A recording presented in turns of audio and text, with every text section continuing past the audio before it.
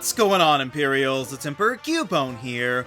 The 9th generation of Pokémon is seemingly only made of ups or downs with not much in the middle. And while I guess that could apply to the games themselves, here I'm specifically referring to the roster of new Pokémon. They're either really cool or really pretty bad. And while they did provide us with more than they could have, Paldea still missed out on a few of the common patterns that we've come to expect in Pokémon over the years, leaving us with the odd gap here and there. But what if they could be filled with Pokémon that are already native to the Paldea region? Obviously we have plenty of titles covered already. We have our usual starters, our Pikachu clone, and even multiple regional early route bugs. But some others are a bit trickier. Now, firstly, we should probably address the so-called regional rodents, as they've been traditionally called. Yes, technically not all of these creatures are actual rodents, but it's close enough. And a lot less of a mouthful than regional early route 2-stage normal types, but Gen 9 gave this role to Lechonk, who is pure normal, so I guess that's fine, but if we wanted to give it to an actual rodent, they could have just used Tandemaus.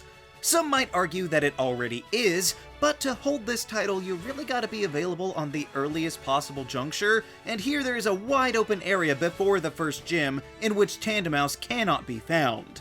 It's not like the regional birds that have occasionally been seen outside of the first route like Talo, so Wattrel still counts in that regard, even if I would like it to be seen a bit earlier. You maybe could count the tiny sliver of encounter on the path to the Elite Four, but really how many people just outright skipped that easily missed area at the beginning? It's not like Lechonk is bad, it would just be more convenient if we didn't have to alter our common vernacular that fans have been using as shorthand for decades. I mean, it's not like every team is actually fully evil, but we still call them that anyway.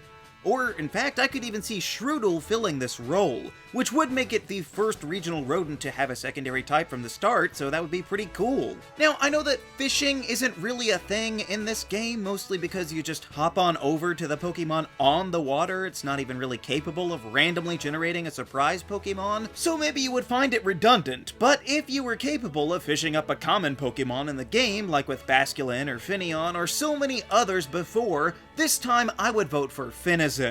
I know that it's fairly common already, but it's not found super early on like Magikarp used to be, or showing up in waters across the entire region.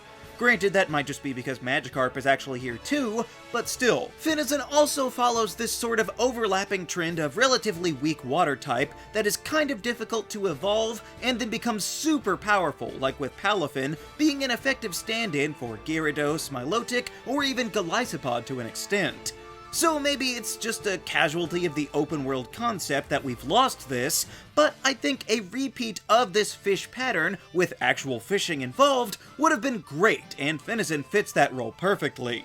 And yes, I know dolphins are mammals, once again, it's just shorthand. Now, if you'll notice, whenever the people making Pokemon games introduce a bunch of new evolutions to older Pokemon at the same time, they usually also include new baby Pokemon as well. You could argue that didn't happen in Gen 6, but the opposite happened in Gen 3, so babies have historically been just as important to the franchise as evolutions.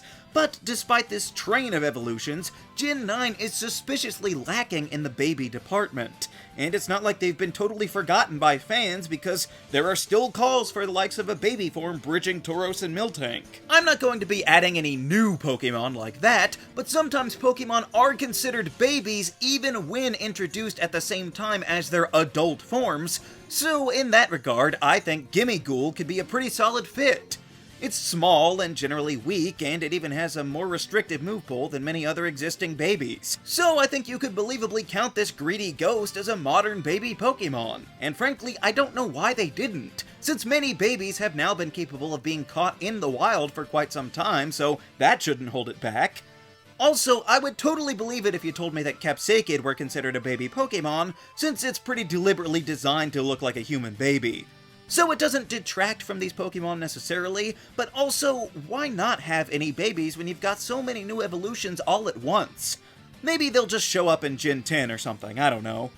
Another huge tradition in Pokemon is the resurrection of fossils, and while sometimes overlooked, they have appeared in the majority of the games, so their absence in Paldea is felt. So which Pokemon could have been a fossil? Now, conventionally, these fossils are rock-type, so looking down the list, I think the Glimmet line could pretty easily have been a fossil. I mean, it's certainly weird enough to be prehistoric. And the fact that the champion uses one is perfectly in line with past regions as well. It's not quite as cool as the fossil rock and poison velociraptor that I made as a kid, but still. However, Gen 8 gave us fossil Pokemon that were for the first time not rock type, so that limitation may not be binding, in which case, what else is there? I mean, I guess maybe all of the past Paradox Pokemon could count. However, I think Titan could believably have been a fossil of some kind. Now, it is pure ice typing, so that does make it less likely to happen, so a dual typing would have been welcome, but making this whale part dinosaur would be amazing for its PR. But hey, if that doesn't work out, then I could actually see Citadel being a baby Pokemon, to go back to that earlier point. So any way you slice it, this line could have been more if they just changed things a little bit. Another trope that we always see is one of the so-called pseudo-legendaries, which is a 3-stage line of Pokemon usually found late in the game with a 600 base stat total. And Gen 9 did not ignore this, they gave us the Frigibax line, so we're good. However, people are growing tired of the Dragon type being a restriction on this category, when that was not always the case, having some variety in the past. So could we have been like the Hoenn region and have a second one with the Tinkaton line? I know that its stats aren't quite that high, but they could have been if you just made it that way. As much as I would like to see the Pokemon change a little bit more between stages, I do think that a nice non-dragon pseudo-legendary would be a breath of fresh air. And it's pretty funny that both of Tinkaton's types beat both of Baxcalibur's, but getting more variation in this class of Pokemon is long overdue, and Gen 9 was pretty close, but I guess we should just be glad that they're making any 3-stage lines, since sometimes they just kinda forget about doing that. Another way that Pokemon sometimes interact is by pairing off as rivals. We've seen this with Zangoose and Seviper, or Heatmor and Durant, so they're usually Pokemon that don't evolve and can have different typings, so who could have such a relationship from Paldea? Well, it's a bit difficult because rival Pokemon generally have the same stat total with just different investments, and not any of the one-off Pokemon share the exact same numbers. However, the closest ones are Earthworm and Bombardier. Now, this works already because both of these Pokemon are Titans in the story of Gen 9, so they share that bond, but I could also envision a rivalry brewing in multiple ways. Firstly, Earthworm clearly looks like some yummy food that Bombardier would love to eat. However, the type matchups don't really lend to this angry stork being its natural predator.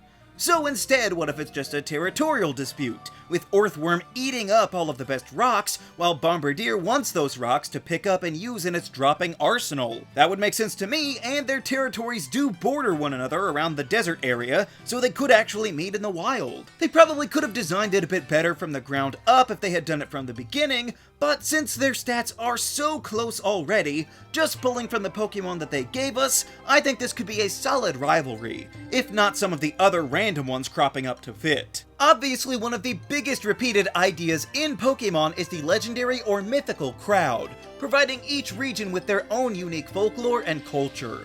And if you look at the boxes, you can clearly see that they didn't forget this in the Paldea region. Now, Gen 9 didn't give us so many legends, not quite enough to do the roaming legendary trope. I guess maybe you could have done that with the Paradox Pokemon instead, but there's another debatably more important trend surrounding these larger-than-life Pokemon, that being their propensity to be tied together in groups of 3. Even Pokemon squaring off on the box art are often still linked to a third member, and while that still could happen here, if the DLC is anything like the Galar DLC, then they're gonna be pretty self-contained. So as cool as Terapagos would be as a third trio member, it's not really thematically linked to the past or the future. But then again, not many are, so I think that we could pilfer one of the Pokemon from the other legendary group in the game, those being the Ancient Creatures of Ruin. Now, while these 4 Pokemon are indeed connected together, being sealed behind giant chained doors, I don't think that it would hurt to move over one so that we could have 2 trios instead of just random assortments. If I had to offer one, it would probably be Chi-Yu, the little flaming fish. It just seems the least like the others, and it could also believably pull off being the avatar of our present time. Sure, that means Koraidon's fighting would beat its dark typing, but they're all dark type, and at least this little goldfish can get some psychic coverage to fight back. Plus, not every trio out there is entirely balanced, looking at you, Xerneas. And there are some other mild patterns throughout Pokemon that could be considered, like how many regions have a cat or a pink fairy-like blob creature, but we don't really have any of those in the new Pokemon to the Paldea region. Well, except for Sprigatito, I guess, but you can't demote it from being a starter. And like I said, they've got a bunch of the other tropes covered in Gen 9 already. So it's not like they need to adhere to every possible niche, but it's just fun to look at the roster and see who could have been pretty easily slotted into familiar roles. But hey, we've already seen that there will be more new Pokemon in the DLC, so maybe some more of these Pokemon roles will in fact be filled. Like maybe with their own unique fossil Pokemon or something else. So which Paldea Pokemon do you think could fit familiar molds? Let me know down in the comments. Also be sure to leave a like, share this video, and subscribe so that you too can become an Imperial today. And until next time, stay grounded!